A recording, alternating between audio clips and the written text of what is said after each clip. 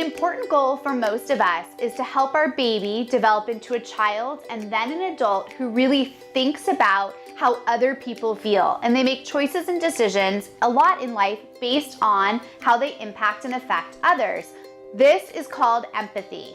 Empathy is something that all of your babies are born with, but the environment in which they are raised in can either support and nurture that empathy, or it can actually squash it.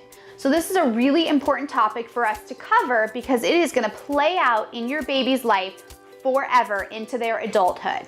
So the relationship you have with your baby, by being responsive and emotionally attuned to them, they take that in, they feel heard and seen and understood, you're empathizing with them, they then have the capacity to empathize with others. Here are my nuggets on how to support and nurture your baby's empathy. First, remember to empathize with your baby. An example of this is your baby does not want to go into their car seat and you have got to hit the road and get out of the door for a doctor's appointment. So as you're trying to put your baby in and they're kind of flailing and frustrated and they're clearly saying, this is not what I want, by being very empathetic with them and saying, I get it, you are showing me you do not want to go in your car seat right now. This is frustrating and upsetting, and I hear you and I understand. Just by labeling and identifying that, you are empathizing with them. They hear that and are taking that in. They're gonna have the capacity then to empathize with somebody else. Next, focus on emotional cause and effect. So when your baby does an action, you wanna talk about the emotional effect of that. So if Becca crawls over to Jocelyn and takes Jocelyn's toy and Jocelyn starts to cry, I can turn to Becca and say, you had a hard time waiting your turn for that toy. You grabbed it out of Jocelyn's hand. Look, Jocelyn feels really upset and sad that she doesn't have her toy anymore. You are teaching your baby about what action they take, how it emotionally affects another. Then if Becca was to hand the toy back to Jocelyn and Jocelyn got really engaged and playful with the toy, I could say to Becca, look, you returned the toy to Jocelyn. She feels really happy and excited to have her toy again. That's what helps us throughout our entire life make choices about our actions. How do we actually affect other people around us?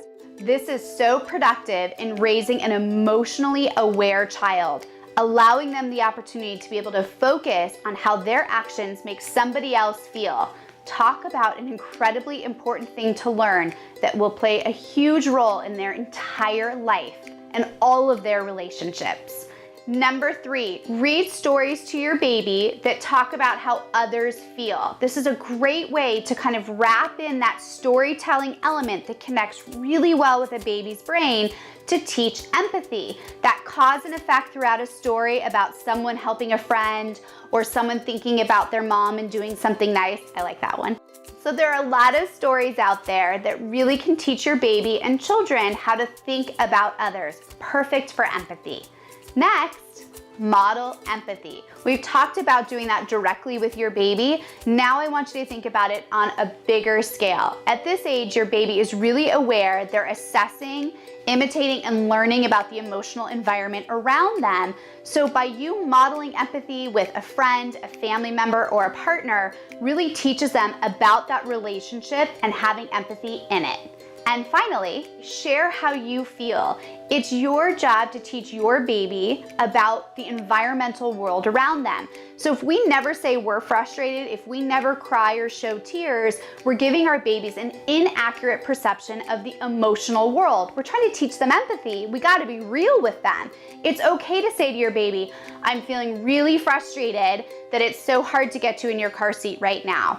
Or I'm feeling really overwhelmed that you're not taking your nap and I really need a break. It's okay to share how you feel in small doses. We don't want to take over the emotional landscape, right, of the baby, but we also should exist with our own in their world too. So speaking of empathy, here I am getting ready to have my third, knowing most of you at home are immersed in that crazy emotional world right now with your babies. I'm feeling very empathetic for all of you. I hope my nuggets today will help you learn how to navigate through and help your baby find their empathy. Thanks so much for joining me. I'll see you next time.